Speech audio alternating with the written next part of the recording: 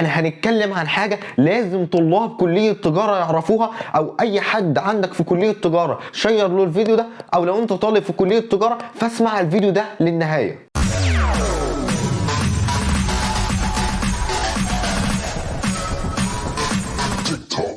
ازيكم يا شباب، عاملين ايه؟ يا رب تكونوا بخير. معكم ابراهيم دوما من قناه اكونتنج كورس. باذن الله النهارده هنتكلم عن حاجه اهم من المذاكره نفسها. ايه يا ابراهيم اللي اهم من المذاكره؟ انا هكلمك النهارده ازاي تحل الامتحان. وانت جاي تحل الامتحان بالذات انت عارف طبعا ان الامتحانات كلها بقت بابل شيت. ازاي تحل في ورقه البابل شيت؟ احنا عندنا اول حاجه هرسم لك رسمه البابل شيت. عندك بابل شيت كده، عندك مثلا هنا 20 سؤال، بيبقى عندك هنا 20 سؤال بيبقوا مترقمين، سؤال 1 2 3 4 5 لحد 20، وبعده برضك لحد 20، يبقى هنا 20 هنا 21 لحد كده، هنا كمان 20 وهنا كمان 20 وهنا كمان 20 لحد السؤال رقم 100. يبقى انت بتمشي كده كده 1 2 20 21، بعد كده تنزل كده. تمام. انا ابراهيم خلاص عرفت امشي ازاي، بحل كده 1 2 3 4 20 21 22 23 لحد ما اوصل هنا كام، لحد ما اوصل هنا 40 41 ولحد ما اوصل هنا 50 51 كده. عرفت يا ابراهيم ازاي الاتجاه اللي انا بمشي فيه. طب ايه بقى؟ هقول لك حاجات كتير الناس كانت بتقع فيها رغم ان هي ممتازه، وناس اعرفهم انا شخصيا وقعوا في الحاجات ديت بسبب ما كانوش بيركزوا، وناس كانت شاطره وممكن يكونوا ناقصين 5 درجات بسبب الحوارات دي. ايه بقى؟ انت دلوقتي عندك في النظام الجديد بيقول لك ان مثلا السؤال الاول اهو، السؤال رقم 1، السؤال الاول بيجيب لك دايره. طبعا احنا عندنا اختيارات، دايره فيها الف ب ج د ه، كده كام اختيار؟ 5. السؤال الثاني نفس النظام، الف ب ج د ه. تمام. السؤال الثالث لحد السؤال ال100 بيكون جايب لك نفس النظام. تمام.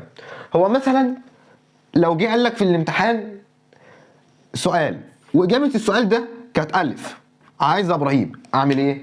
هتعمل كده اهو، هتاخد القلم هتقوم رايح مظللها الف اهو، دي كده كده ممكن تنقص، كده ممكن تنقص. قال لك لازما تقفلها للاخر، تقفلها بالقلم اهو، تغطي كده على الدايره كده، خلاص مليتها كلها. يبقى اول غلطه ناس كتيره كانت بتغلطها ايه؟ كان مثلا بيجي يظلل ما بيظللش الدايره كامله، لا ده يعمل كده وخلاص، كده ما بتتقرأش، كده غلط. لازم تظلل الدايره كامله، لازم وانت بتعمل الدايره تكون عندك كامله. اوعى تعمل كده. في ناس بتعمل لك ايه بقى؟ تقوم عامل لك مثلا علامه صح اهو، تقوم عامل لك كده. هو ايه ده؟ انت قال لك لازم تظلل الدايره تكون كامله، ما تسيبش فيها حاجه. نصيحتي بقى لك، هو قال لك انت ممكن تستخدم 3 انواع من الاقلام في الامتحان، ممكن تستخدم قلم اسمر، ممكن تستخدم قلم ازرق، ممكن تستخدم قلم رصاص. انا بقول لك استخدم القلم الرصاص. ليه؟ عشان في عيب في النظام ده. النظام ده لو انت عملت الف بالازرق وجيت تعمل ب، يعني ب صح، ركز معايا ركز معايا. انت دلوقتي انت عملت الف وعرفت ان الف غلط وب هي الصح، تقوم ايه عامل لي كده غلط وتقول لي ايه ده انا هظلل على ب. هقول لك خلاص الحوار انتهى، الاجابتين كده غلط ومش هتاخد ولا درجه. هتقول لي ليه يا ابراهيم؟ هقول لك عشان انت خلاص ظللت على الاثنين، والجهاز بيخش فيه الورقه بيقرا اجابه واحده، اجابه واحده. فانا عايزك تحل بالقلم الرصاص عشان لو انت عملت حاجه غلط، مثلا عملت حاجه غلط تقوم مسحها.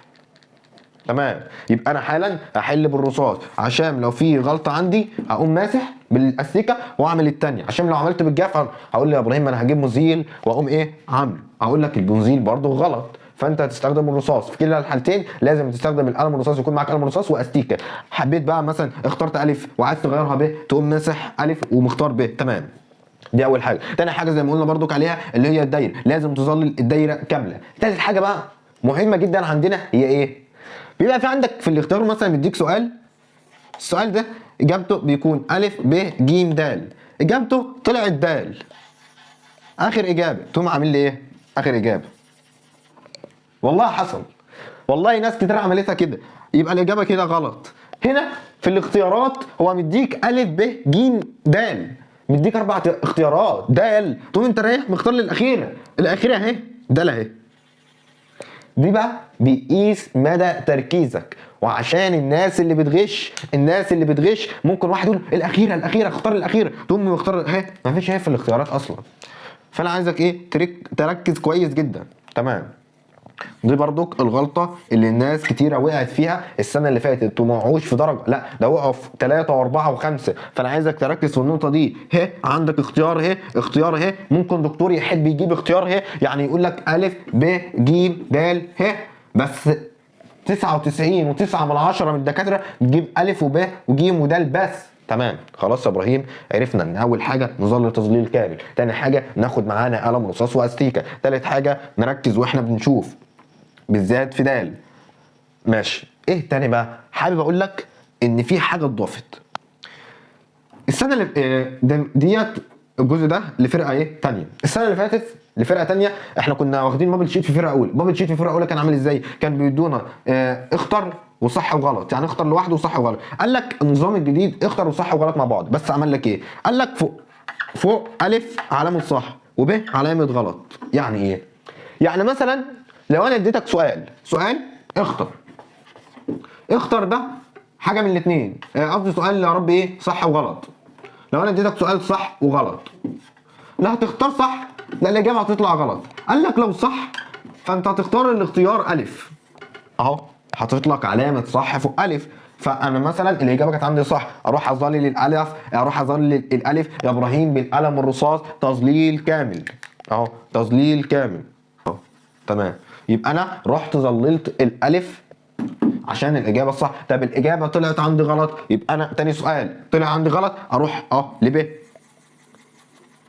افرض وانت بتنقل نقلت مثلا حاجه طلعت غلط مش عارف ايه، نقلت ج بدل ب، تعيد مره واتنين في البابل شيت، عيد مره واتنين. حرام تكون حالل السؤال صح وتغلط وانت بتنقل، حرام. ومش عايزك ايه تقعد تحل الامتحان كله وفي الاخر تنقل، لا عايزك اول حاجه تعملها ايه؟ تحل الامتحان النقاط اللي انت عارفها، عارف ال10 نقاط دول حلهم.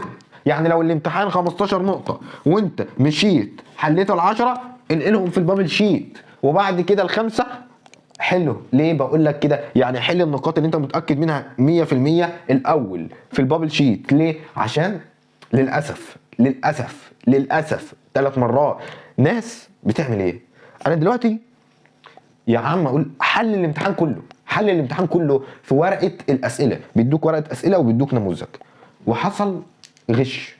انت حبيت تغش مثلا سؤال ما كنتش حتى بتغش، لا ده انا بتاكد من صاحبي من الاجابه، اما الدكتور جاي واخد منك الورق، هتشيل الماده ما فيهاش كلام. لو دكتور سحب منك الورقه هتشيل الماده. فنصيحتي ليك برضك اوعى تغش بعد نص الوقت.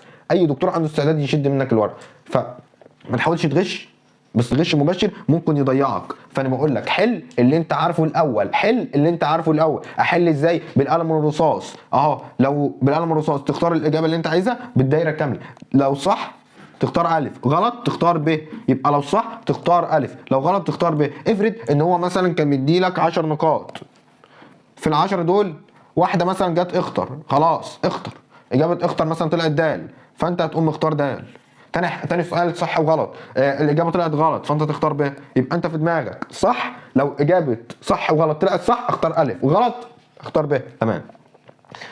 النقطه الثانيه برضو اللي انا حابب اتكلم عنك فيها حوار الايه، الجزء اللي الناس كانت بتقول عليه فاضي هنا. يعني بيبقى في بعض التعليمات هنا بيقول لك تعليم مثلا يستخدم القلم الازرق او الاسمر، لازم تعمل الدايره كامله، صح وغلط تختار صح الف وغلط ب. برضك بيقول لك هنا ما تشطبش اللي هو ما تعملش اكس كده.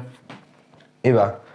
هتكتب هنا اسمك، بيبقى فيه هنا ختم بتاع كنترول الكليه، وهتكتب اسمك عشان الجزء ده الجزء الفاضي اللي نزل في البابل شيت. وطبعا هعرض لكم ورقه البابل شيت. الجزء ده ناس كتيره كانت بتسال هنعمل فيه يا ابراهيم، ده بيبقى ختم الكليه وانت بتكتب اسمك بس، بقول لك اكتب اسمك هنا تقوم كاتبه. تمام. يبقى انت دلوقتي عرفت هتجاوب ازاي في الامتحان. قلت لك ما تغشش عشان ممكن يضيع مستقبلك. غش بعد ما تكون عارف كل حاجه. يعني ايه؟ يعني مثلا خلاص اللي في دماغي كتبته، لو الورقه اتسحبت خلاص انتهى الامر، يعني كده انا مش عارف اصلا. امال حرام ان انت تكون ذاكرت او مثلا كنت بتروح كورس وكنت بتتعب وكده وفي الاخر تشيل الماده عشان غشيت او واحد عطلك. فانا بقول لك ذاكر من دلوقتي وابدا كل حاجه على القناه، ما تحاولش تغش عشان ممكن يعني مش دايما، بس انا بقول لك اللي انا شفته. ناس كتيره كلمتني من فرقه تانية عشان طبعا هتمتحن معاكم ماده محاسبه. ليه بقى؟ عشان مثلا الشاب ده كان بيروح الامتحان، عمل ايه في الامتحان؟ رغم ان هو كان بيروح كورسات وكل حاجه، بس للاسف وهو في الامتحان حل في ورقه الاسئله، ما نقلش في الاجابه. فهو ما نقلش في الاجابه، اتسحبت منه الورق، ما حلش ولا سؤال، هياخد صفر. فبالتوفيق يا شباب، انا ما بخوفكش، انا بنصحك، بقول لك تعمل ايه.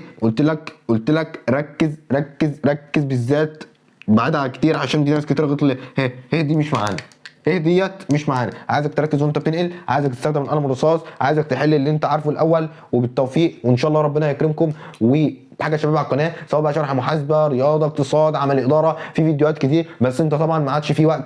ابدا بقى خلاص، ابدا محاسبه بس، ابدا هتلاقي في عندك فيديوهات كتير. في السؤال اللي الناس كانت بتساله ورقه عمل بالنسبه لفرقه تانية، محاسبه شركات طويله، ابدا مذاكره فيها. الاحصاء اللي الدكتوره قالت عليها صعبه، ما تقلقش خالص، الحمد لله شرحناها على القناه. والرياضه برضو بالنسبه للناس كتيره صعبه، هتلاقيها على القناه. وبالتوفيق للجميع، ونتمنى لكم كل خير. واشتركوا في القناه عشان في اسئله كتيره جدا للامتحانات، وهننزل فاينالات. وبالتوفيق يا شباب، ونلتقي في فيديو اخر باذن الله.